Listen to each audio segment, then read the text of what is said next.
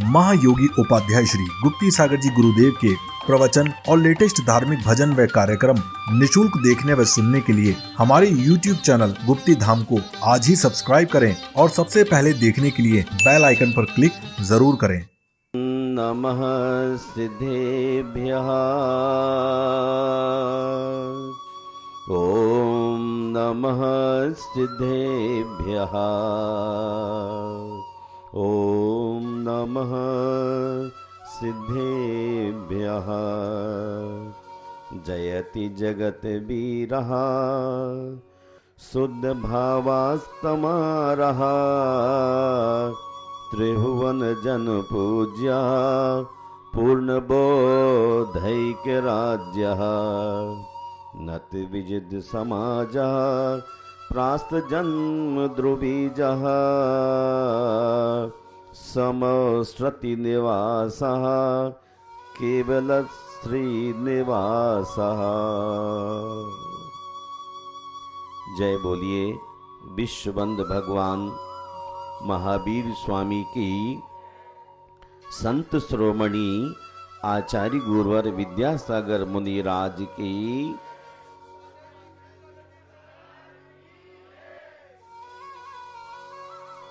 श्रवण संस्कृति के समाधि सम्राट शिवारी ने भगवती आराधना में एक ऐसी बात को उद्घाटित किया है जिसे समझकर हमें अपनी जिंदगी का कायाकल्प करना है। उनकी बात को समझकर यदि हम अपनी जिंदगी का कायाकल्प नहीं कर पाए तो जमीन में घुस जाने जैसी एक परिस्थिति का निर्माण होता है। उन्होंने बहुत ही स्पष्ट अर्थों में कहा है, यह लोगी परलोकीय दोषे पुरुषस्य अवहयि नित्यम् अत्तो अनर्थ मूलम् महाभयम् मुक्ति पड़े पंथो। इस लोक के दोष और परलोक के दोष अर्श पुरुषार्थ से मनुष्य को भोगने पड़ते। इस लोक के दोष और परलोक के दोष अर्थ पुरुषार्थ से मनुष्य को भोगने पड़ते हैं। इसीलिए अर्थ अनर्थ का कारण है। मोक्ष प्राप्ति के लिए यह एक अर्गला जंजीर है। अथो अनर्थ मूलम, अर्थ ही अनर्थ का कारण है। अथो अनर्थ मूलम, जितनी भी आज संसार की समस्याएं हैं उन समस्याओं में मनुष्य के राग ने इसे जला डाला है। इस लोक के दोष राग के कारण ही पनप रहे हैं। समय सार में आचार्य भगवान कुंद कुंद ने स्पष्ट कह दिया, रत्तो बंदति कम्मम मुंचति जीवो विराग संपन्नो ऐसो जनेब देशो तम्मा कम्बेसु मारज्ज। रत्तो बंदति कम्मम, राग करने वाला आदमी कर्म के आगोश में पड़कर जीवन को नष्ट कर लेता है। इस लोक के दोष और परलोक के दोष अर्थ पुरुषार्थ से मनुष्य को भोगने पड़ते। अर्थ पुरुषार्थ मनुष्य के लिए सभी को अनिवार्य नहीं है। जो संसारी प्राणी हैं उनके लिए अर्थ पुरुषार्थ की जरूरत है। महापुरुष अर्थ पुरुषार्थ नहीं करते, पिछले पुण्यों से उनके अर्थ पलक पावड़े बिछाए हुए आकाश फटता हुआ दिखलाई देता।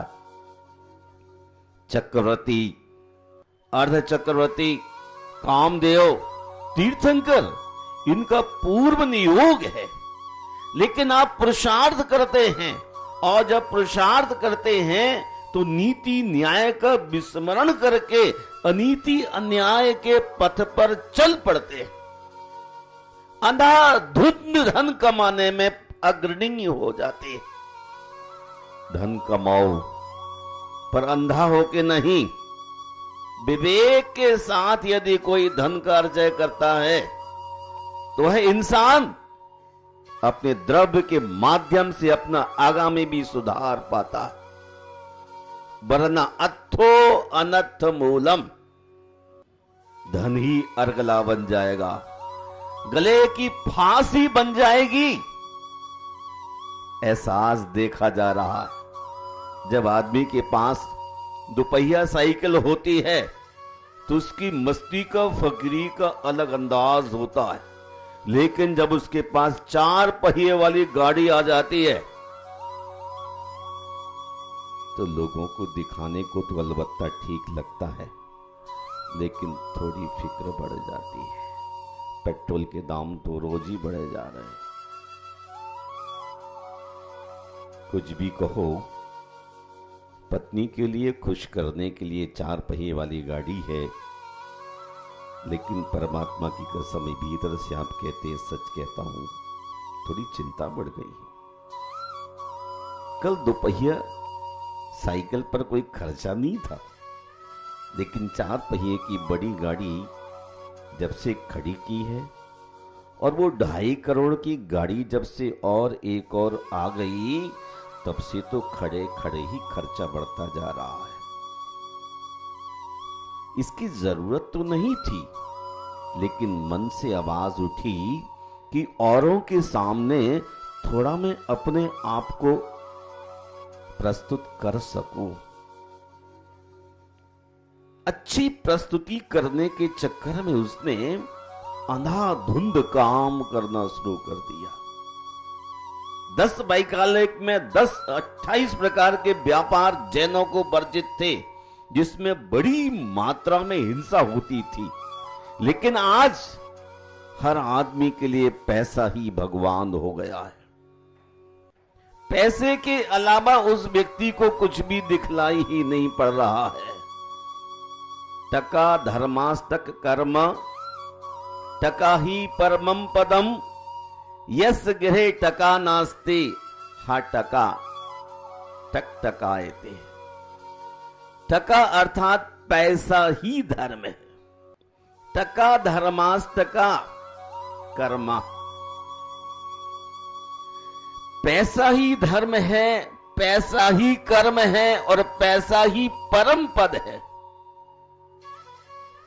जिसके घर में पैसा नहीं है वह हाय टका, हाय पैसा, हाय पैसा करता हुआ पैसे के लिए टकटकी लगाए रहता है। राम नाम जपना, पराया माल अपना, कहीं से भी मिल जाए, आना चाहिए पैसा।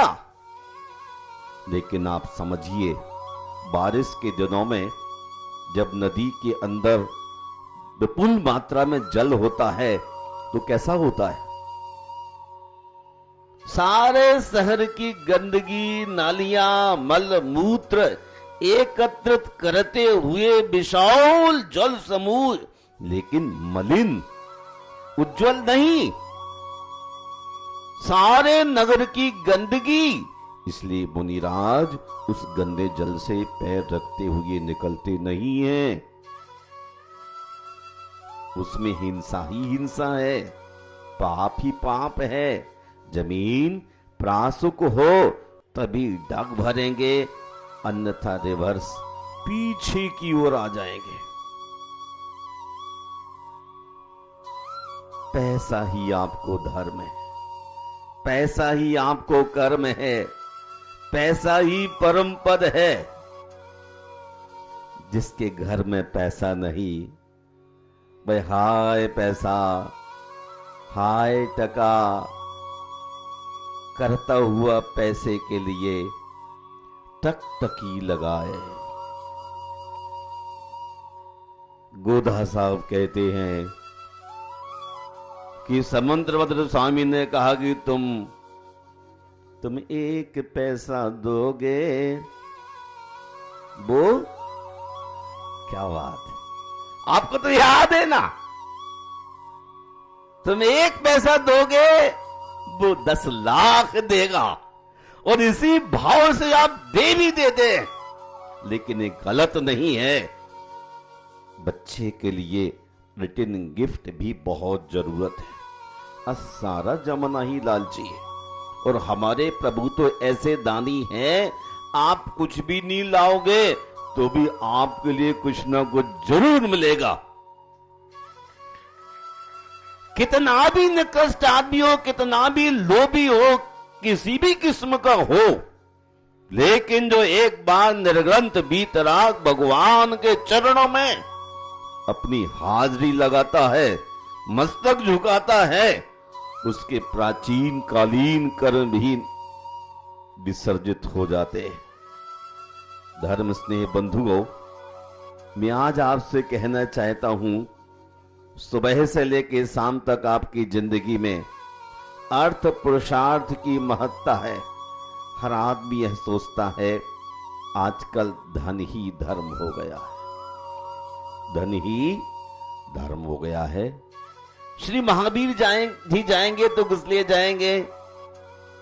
बोलो ना, बोलो। हर महीने में महावीर जी में हाजिरी देना, हर महीने में तिजारा जी में हाजिरी देना, चंदा प्रभु के चरणों में भीतराग भाव से, निष्कांक्ष भाव से गए होते, बिन मांगे मोती मिले। उन चरणों में निष्कांक्ष भाव से जाने वाले आदमी के लिए सब कुछ मिल जाता है। लेकिन जिसकी दृष्टि में धन ही धर्म है, धर्म की जगह धन ने जब से ले ली है, धन प्रधान युग जब से हो गया है, तब से भगवान नजर नहीं आता, धनवान नजर आता है। लेकिन वो कैसा है? बारिश जब तेजी के साथ हुई तो धरती का सारा मल मूत्र एकत्रित उस डाउन स्थान में, गड्ढे में इकट्ठा हो गया। क्या इकट्ठा हुआ? गंध इकट्ठी हो गई। फिर भी आपके लिए माफ कर दिया। महानुभाव, यदि आपने अज्ञान भाव के द्वारा, लोभ या कषाय के परिणामों के द्वारा कुछ एकत्रित कर भी लिया है तो उसको फिल्टर कर लीजिए। कहते थे पानी गंदा हो जाए बरसात के दिनों में। आप राजधानी में रहते, गांव में नदियां होती थी, कुएं नहीं होते थे, तो माताएं नदी का पानी भर के लाती थी और उसको कलश को रख देती थी, और रात भर में सारी गंदगी नीचे बैठ जाती थी। और जो संपन्न परिवार के होते थे वो फिटकरी डाल देते थे, कतक फल, और सारी गंद नीचे बैठ जाती थी। घर की बड़ी बूढ़ी माँ उस जल के लिए दूसरे पात्र में ट्रांसफर कर लेती थी, छान लेती थी, और उस स्वच्छ पानी के लिए बच्चों को देकर उनकी तृषा को शांत कर देती थी। महानुभाव, में आपके जीवन को उन्नति की ओर ले जाना चाहता हूं कि आपने जिंदगी में अच्छे अच्छे लोगों की कब्र को खुदवा दी है पैसे के कारण। अच्छे अच्छों की कब्र खुदवा देता है पैसा, धरती से स्वर्ग पर पहुंचा देता है पैसा। युगों से साक्षी है इतिहास इस बात का, प्यार जताकर गला घोंट देता है पैसा। प्रति क्षण आदमी पैसे के पीछे भागता है, और देखा जा रहा है कोई बदमाश तमंचा, बंदूक लगा देता है और आप जो पहने हुए आभूषण उनको तुरंत उतार देते। चेकबुक भी हो तो साइन करके उसी समय जान बचाने के लिए आप उद्यत हो जाते हैं। हाँ, तभी तो कहते हैं कोठी वाले रोते हैं और छप्पर वाले सोते हैं। कोठी वाले रोते हैं और छप्पर वाले सोते हैं कि कोठी वालों ने बारिश के पानी की तरह धन का संचय करके जिंदगी को मलिन बना लिया है। और जिस व्यक्ति की जिंदगी मलिन हो गई है वो कैसे स्वच्छ करता है? महर्षि चाणक्य ने कहा है, उपार्जता नाम वित्ता नाम त्याग एव ही रक्षणम, तडागोदर संस्थानाम परिवाह एव अम्भसाम। कमाए हुए धन को व्यय करना ही उसकी रक्षा करना है। कमाए हुए धन को व्यय करना ही उसकी रक्षा करना है। जैसे तालाब के भीतर भरे हुए जल को निकालते रहने से हमेशा पानी शुद्ध और पवित्र बना रहता है। तालाब का पानी निकालते रहिए तो यह शुद्ध और पवित्र बना रहेगा। आपने गंदा पानी इकट्ठा कर लिया है, उसको भी निकालते रहिए, निकालते रहिए, निकालते रहिए, निश्चित ही स्वच्छ पानी आ जाएगा। धर्म स्नेह बंधुओं, मैं 97 में बद्रीनाथ की यात्रा पर निकला हुआ था।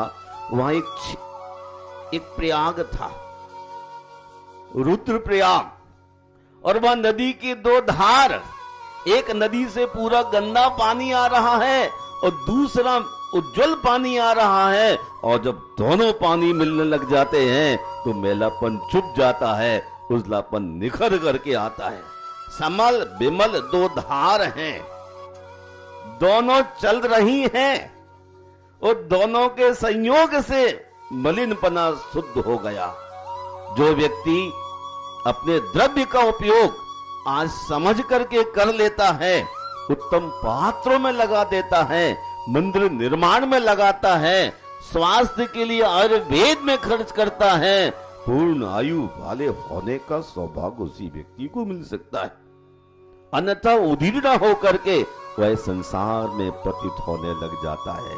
इसलिए अपने कमाए हुए धन का व्यय करना ही उसकी रक्षा करना है। यदि तालाब के भीतर भरे हुए जल को निकालते रहना, अर्थात पानी शुद्ध और पवित्र बनाए रखने का पुरुषार्थ पंच परमेष्टि का शिष्य ही कर सकता है। जो पंच परमेष्टि के चरणों में नहीं है, पाखंडी, नास्तिक, कम्युनिस्ट मिजाज का है, वह तो केवल पाप का ही संचय करता हुआ देखा जाता है।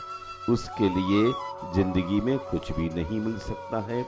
आरोग्य, विद्युत्ता, सज्जनों से मैत्री, वंश में, महान वंश में जन्म होना और किसी के अधीन न होकर जीवन व्यतीत करने का अवसर प्राप्त करना, इन सब का होना मनुष्य के धन न होने की स्थिति में महान ऐश्वर्य है। आरोग्य, विद्वत्ता, सज्जनों से मैत्री, महान कुल में जन्म और किसी के अधीन गुलाम बन के ना रहने की स्थिति भी आपके जीवन को महान ऐश्वर्य देने वाली है। महानुभाव, मैं आपसे कहना चाहता हूं, कोठी में रहने वाला आदमी परेशान है, लेकिन छप्पर में रहने वाला आदमी बहुत ही खुशी मनाता रहता है। एक और आपसे बात शेयर कर लेना चाहता हूं। अन्योपार्जितम द्रव्यम 10 वर्षाणि तिष्ठति। अन्योपार्जितम द्रव्यम 10 वर्षाणि तिष्ठति, प्राप्ते चेका 10 वर्षे समूलम तत् विनश्यति। अन्याय से उपार्जित द्रव्य 10 वर्ष तक ठहरता है, 10 वर्षाणि तिष्ठति। पश्चात एकादशे 11वां साल लगते ही समूलम तत् विनश्यति, जड़ से ही खत्म होने की प्रक्रिया शुरू हो जाती है। एकदम पहाड़ गिरने की स्थिति भी देखी गई है। सुना सुबह तक तो बहुत माल था, अगले दिन दिवालिया घोषित हो गया। ब्याज पर ब्याज जो बैंक का लगता रहा, उसने आपके लिए भीतर से पूरा खोखला कर दिया। यदि आप जागृत होते तो जिंदगी में ऐसी मुश्किल ना आती। इसलिए महानुभाव, आप तालाब में आए हुए जल को निकालते रहिए, पानी शुद्ध और पवित्र रहेगा, वरना आपका जीवन गंदा हो जाएगा। आपको गंदा होना पसंद है? जीवन को स्वच्छ बनाने के लिए जो आपने धन का अर्जन किया है, उस अर्जन का विसर्जन करना भी एक बहुत बड़ी आर्ट है, और वह सभी को नहीं आ सकती है। और लक्ष्मी भी बंधुवर वही ठहरती है जहां दंगा फसाद नहीं होता है। रोज लड़ाई रहती है पति पत्नी की, तो वहां भी लक्ष्मी नहीं ठहरी है। सुख जी कहते हैं, चाणक्य, मूर्खा यत्र न पूज्यन्ते धान्यम यत्र सुसंचितम दाम्पत्ये कलहो नास्ति तत्र श्री स्वयं आगता। जहां मूर्खों की पूजा नहीं होती, किसकी? मूर्खों की। जहां मूर्खों की पूजा नहीं होती, अन्न का भंडार भरा रहता है, पति और पत्नी में कभी कलह नहीं होता है, वहां लक्ष्मी का दर्शन होता है। पिछले पुण्य के योग से परिणामों में सरलता, विद्वत्ता, सादगी, सौजन्य होने के कारण व्यक्ति का जीवन महान है। नीतिकार विदुर कहते हैं, धन संपत्ति की प्राप्ति उत्तम कर्मों से होती है। धन संपत्ति की प्राप्ति उत्तम कर्मों से होती है, चतुरता से बढ़ती है, शीघ्रता से उसकी जड़ें जमती हैं, एवं संयम से, विवेक से कार्य करने पर वह स्थिर रहती है। धन संपत्ति की प्राप्ति उत्तम कार्यों से, चतुरता से बढ़ती है, शीघ्रता से हमारे जीवन की जड़ों को जमाए रखती है, और संयम विवेक के साथ कार्य करने से स्थिर रहती है। अर्थ पुरुषार्थ करिए, लेकिन परमार्थ के लिए करिए। अर्थ पुरुषार्थ करिए, किंतु परमार्थ के लिए कीजिए, जो आगामी युग में आपके जीवन को सुख देने वाला होगा।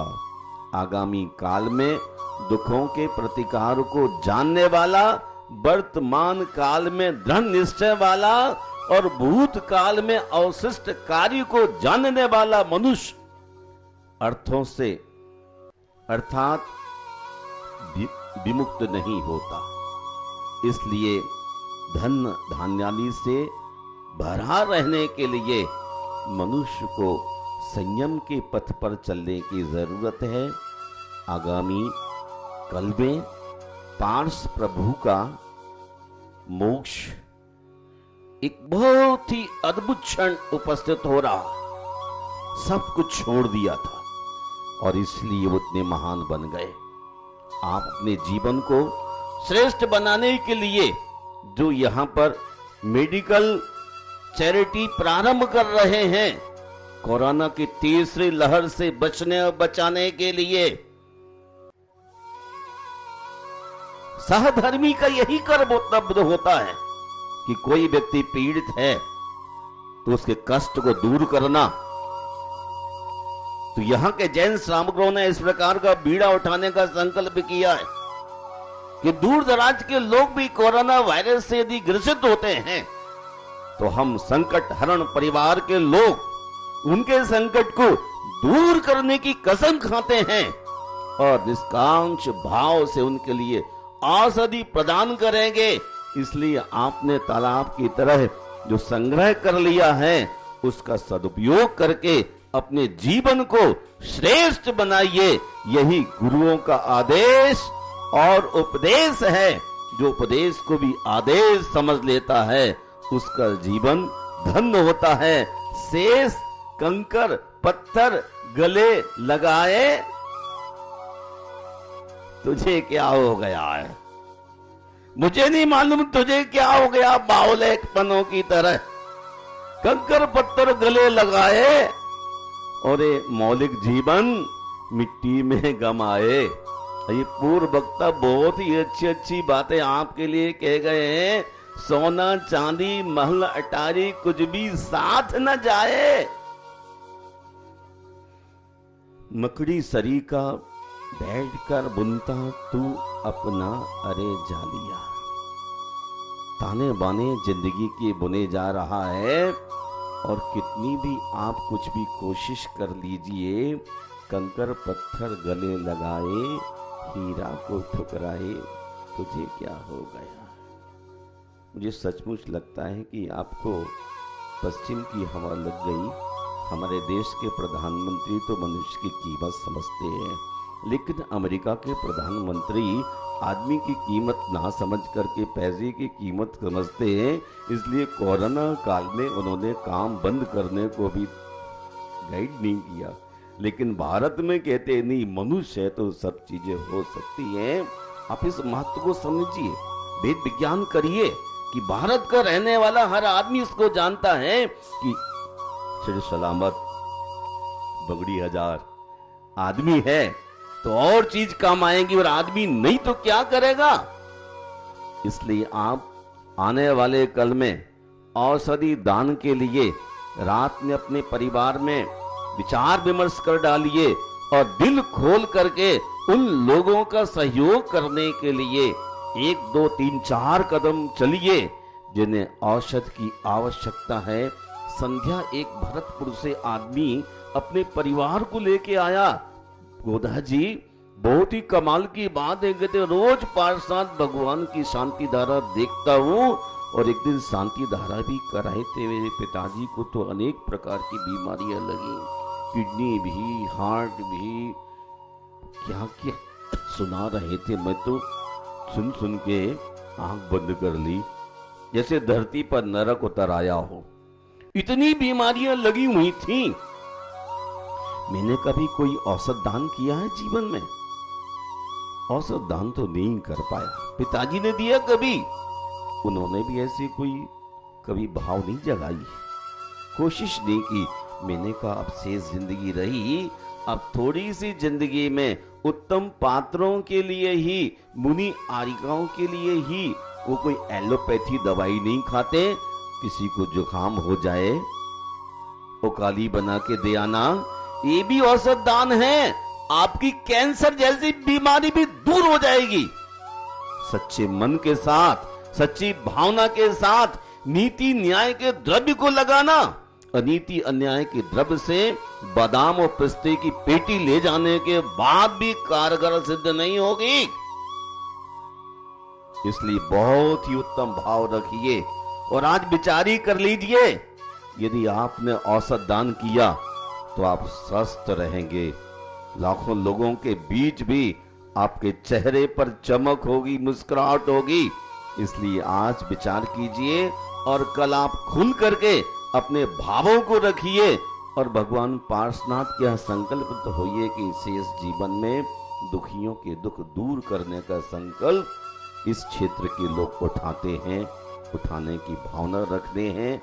जो लोग कोठियों में पड़े रहेंगे वो तो पड़े ही रह जाएंगे। आईसीयू में एक दिन करते करते हंसी निकल जाओगे। आईसीयू में जाने की आवश्यकता ना पड़े, ऐसा पुण्य कमाने के लिए पराई पीड़ा को अपनी पीड़ा समझे, दूसरे के आंसू को अपना आंसू समझे और आंसू पहुंचने की आपकी कोशिश कल पूरी बनना चाहिए। आप बिल्कुल दो चेहरे नकाब लगा के मत आना। अगर नकाब लगा के आओगे तो नरक ही मिलेगा। नकाब उतार के आना, एक दिल से आना, सच्चे मन से आना, सच्ची भावना का प्रयोग करना। तो सच्ची भावना के साथ भगवान के चरणों में मोदक भेंट करेगा और दूसरे की पीड़ा को दूर करने का संकल्प करेगा। पार्स प्रभु ने सब कुछ सहा है और कमठ ने सब कुछ उपसर्ग दिया है, लेकिन पार्स प्रभु की सहनशीलता बेमिसाल।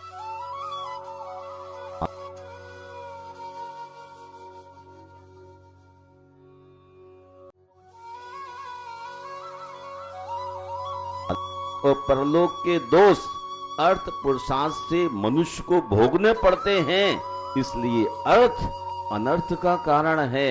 मोक्ष प्राप्ति के लिए यह अर्गला के समान है, इसलिए जो अनावश्यक जोड़ लिया है मोक्ष के रास्ते में अर्गला है, वो दुखियों के दुख को दूर करने के लिए उपयोग कर लीजिए, जीवन आनंदित रहेगा। जय बोलिए विश्व बंद पार्स प्रभु की। संत शिरोमणि